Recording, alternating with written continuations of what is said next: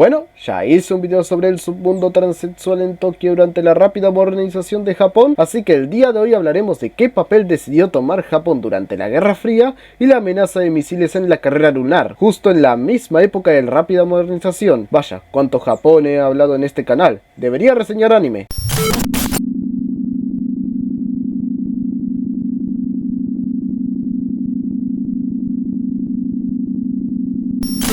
Tras los grandes éxitos de Goldfinger y Thunderbolt, se había sentido que Bond alcanzó un punto muy alto en la cultura popular por aquellos años, pero nadie contaba con el hecho de que Sean Connery estaba dispuesto a hacer solo una película más como James Bond para así darle adiós al personaje, y ante esto tengo dos cosas para decir. Primero es que esa frase envejeció muy mal, no con una sino con dos cosas que veremos más adelante, y lo segundo es que por eso mismo se le decidió dar un cierre simbólico a los elementos planteados en anteriores películas de Connery, desde la trama de Spectre, expansión del mundo de espionaje mayor que la vista en Desde Rusia con Amor, e incluso dando una trama simbólica donde finge su muerte para actuar clandestinamente y así dar una cierre a su versión del personaje, para así continuarlo con otros actores, pero eso lo veremos en próximos videos. Al final, ¿cuál fue el resultado? Pues aun cuando actualmente se la ve como un clásico muy disfrutable de la franquicia, la película es considerada por una buena cantidad de gente como una de las películas más débiles del Bond de Connery,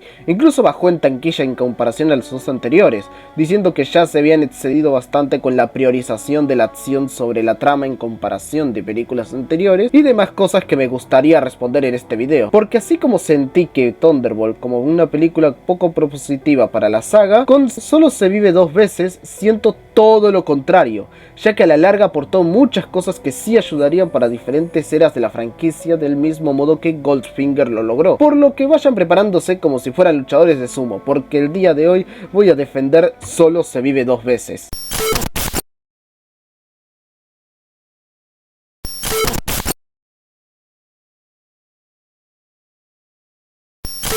Pero antes de ir con lo que esta película expande y aporta a la franquicia, lo mejor sería plantear qué es lo que mantiene respecto a sus cuatro predecesoras. Y es que obvio, por más que esta película tenga el tercer director en entrar en la franquicia, ya podemos plantear que el inicio es el sitio de entrenamiento para todo director para así sentirse preparado para dirigir una película de James Bond. Y en esta película se nos plantea otra trama relacionada a Spectre involucrándose en un complot de la Guerra Fría para causar una guerra. Solo que si antes era en el papel de otros países en el conflicto o la crisis de misiles nucleares en el Caribe, aquí se trata de la carrera lunar y del papel del otro país en otro conflicto, Japón en esta ocasión, queriendo causar un ataque durante un viaje fuera de la Tierra de cualquiera de las dos naciones para así generar el conflicto. Aún así, lo interesante se suma cuando vemos que para meter a Bond en este conflicto, como está en un país completamente alejado del mismo, al ser extraño para la ocasión, la idea es que Bond y el MI6 hacen que él finja su muerte para realizar espionaje clandestino y así sumarse al conflicto con espías de dicho país. ¿Cómo es abordado esto? Lo desarrollaré en el siguiente punto, pero ya desde este planteamiento se nos deja en claro que Lewis quiere llevar al estilo de Bond más allá, porque si Guy Hamilton había hecho un salto de adelante respecto a lo que Terence Young hizo, pero este último decidió fusionar ambos estilos con un mixto resultado, Lewis no decide imitar ni a Terence ni a Guy, sino llevarlos más allá, lo cual es un excelente preludio para lo que Lewis haría más adelante en la franquicia, para bien y para mal. Y sí, el nivel técnico sigue siendo sólido, del uso de efectos y acción ya hablaré, pero lo que más me sorprendió en este apartado fue la cinematografía, realizada por Freddie Young, quien hizo uno de los mejores trabajos de la historia del cine y la fotografía en Lawrence de Arabia, y aquí sí se nota que en fotografía hay una enorme mejora respecto a las anteriores películas, y aunque no faltaría mucho para que esa sea superada. Y obvio, la banda sonora de John Barry sigue siendo extremadamente memorable e inmersiva, y la canción de You Only Live Twice en los créditos iniciales, aunque no sea tan sobresaliente como el tema de Goldfinger y Thunderbolt, sigue siendo muy buen tema. Y lo mejor del mismo creo que son las siluetas de volcanes japoneses.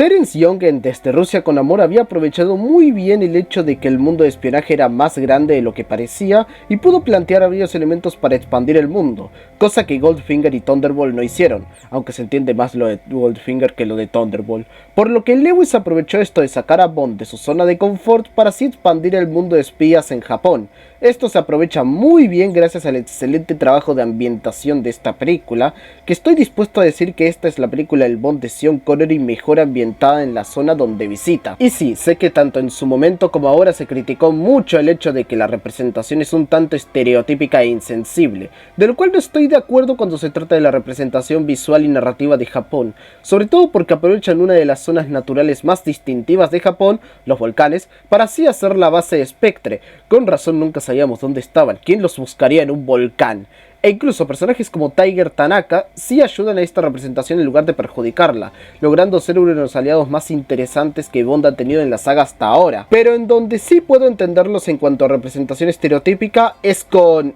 el Bond japonés. A ver, me hace gracia, sobre todo porque en esta película decidieron darle diálogos más chistosos a Sean Connery con los que trabajar para aprovechar más el carisma de su Bond, pero a la larga sí puede verse como súper estereotípico, quizás no racista a nivel Rob Schneider, pero tampoco muy lejos realmente. Aún así, todo este escenario permite un mar de posibilidades para aprovechar el espectáculo, y creo que de eso podemos hablar ahora mismo.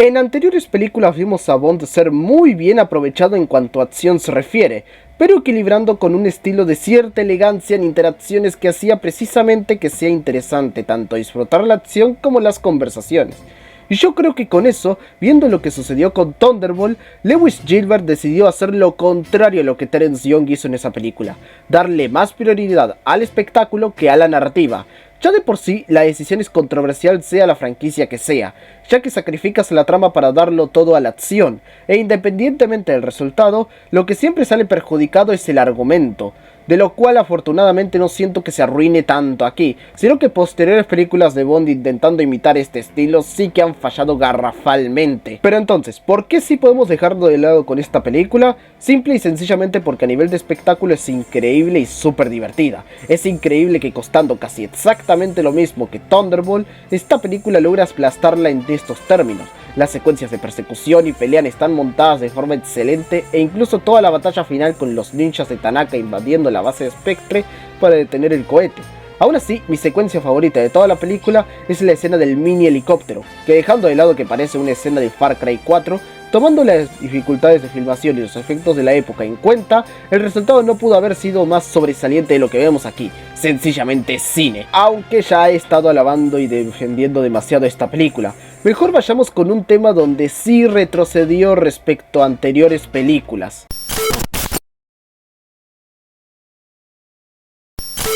Así como hubo muchas cosas donde esta película decidió avanzar respecto a las anteriores, también hay cosas donde se retrocedió. Ya he destacado en mis reseñas de Goldfinger y Thunderball a personajes como Pussy Galore o Domino Derval como grandes chicas Bond, y no me retracto de eso. Pero como ya habíamos avanzado en ese tema, inevitablemente había que retroceder. Y ese es el caso aquí, ya que Lewis vuelve a intentar algo nuevo y nos plantean que Bond tiene dos chicas en esta película, Aki y Kissy Suzuki. Y en esto se pudo tener una gran oportunidad para brindar personajes genuinamente interesantes. Pero por un lado Aki es solo una chofer que lleva a Bond de aquí para allá, y mientras tanto Kissy, aunque tiene dos momentos donde sí me dio risa, no es tanto por el personaje en sí, sino que una es porque Tanaka dice que tiene cara de cerdo antes de que la conozcamos, pero luego resulta que no, y el otro es el chiste de las camas separadas. Fuera de eso, las dos básicamente sí cumplen el estereotipo de la japonesa callada y sumisa, y aún así no son ninguna de las dos el peor personaje de esta película, ya que aun cuando ninguna de las dos hace nada,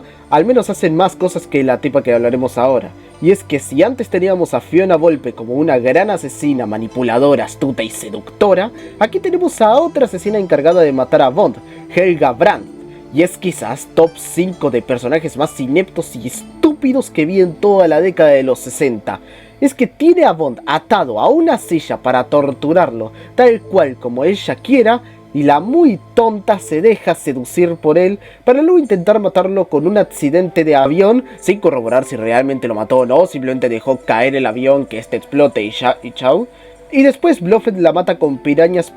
por inoperante. ¿Sabes qué? Merecidísimo, por tremenda pelotuda. Aunque, ya que mencioné a Blofeld, eso me da oportunidad de cerrar con esto con algo que genuinamente creo que todos esperábamos mucho.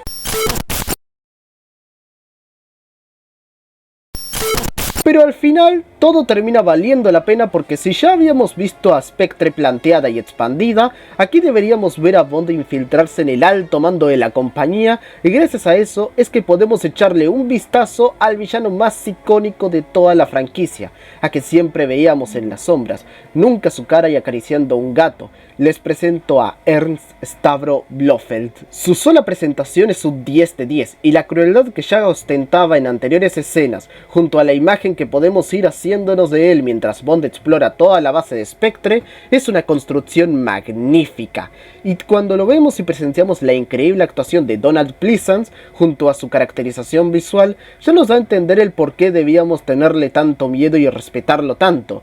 E incluso si uno ya no se lo toma en serio porque su aspecto inspiró al Doctor Malito en Austin Powers. Y aunque esta es solo una probadita de lo que es capaz, como primera secuencia donde lo vemos y que Bond no lo derrota sino que logra acabar con su operación pero Blofeld huye para seguir atacando otro día, aunque sea un cierre criticable para algunos, representaba que Connery había alcanzado su punto máximo como Bond al conocer a su némesis absoluto, y que derrotarlo sería cuestión de hacerlo con otros rostros, pero de eso hablaremos otro día.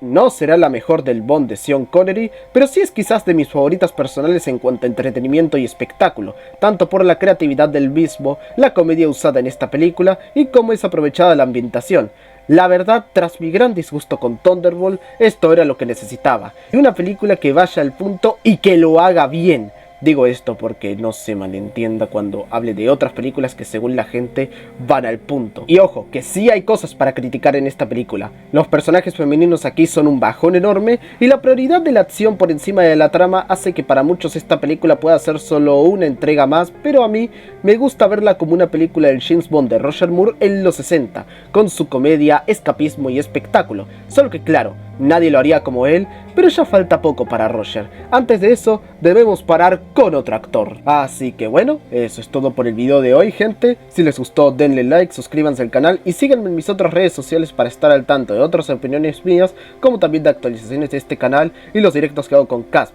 Se me cuidan y sin nada más que agregar, ¡Tucán fuera! ¡Buen viaje!